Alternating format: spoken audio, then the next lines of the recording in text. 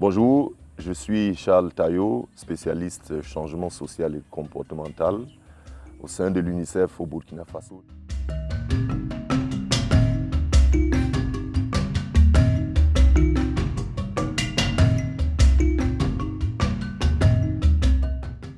Je suis assis sur ce tronc d'arbre au village Tibin et je vais vous parler justement de cette composante-là, la composante changement social et de comportement au sein de l'UNICEF.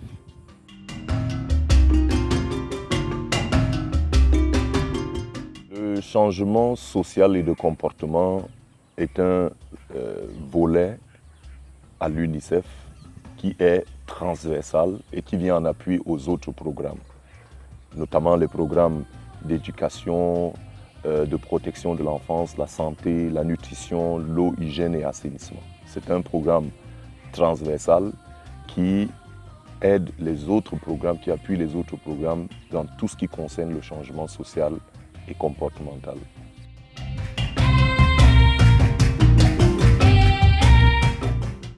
Alors avec les programmes, nous accompagnons les programmes pour développer justement les stratégies permettant de renforcer par exemple le changement de comportement au niveau communautaire, le changement social, le changement collectif,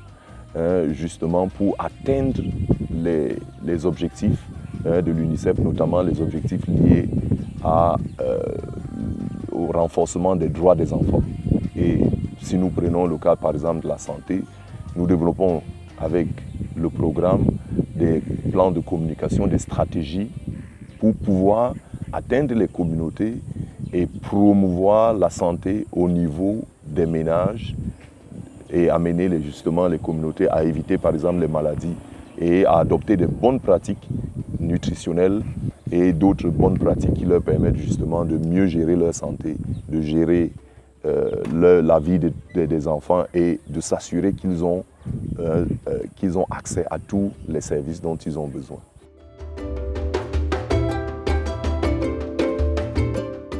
Nous travaillons surtout avec les communautés, directement avec les communautés à travers les agents de santé à base communautaire qui ont été choisis par le gouvernement. Nous venons en appui à ces agents de santé à base communautaire en termes de formation, en termes d'appui pour l'acquisition du matériel de communication, ce qui leur permet justement de renforcer et d'améliorer la qualité des conseils nutritionnels, les conseils en santé, les conseils sur l'éducation qu'ils donnent au niveau des familles. Donc ça c'est vraiment les acteurs clés au niveau communautaire, mais aussi nous travaillons avec les associations de femmes et de jeunes et les ONG locales, les organisations à base communautaire pour renforcer le message, ouvrir le dialogue sur les différentes thématiques qui concernent justement les droits des enfants.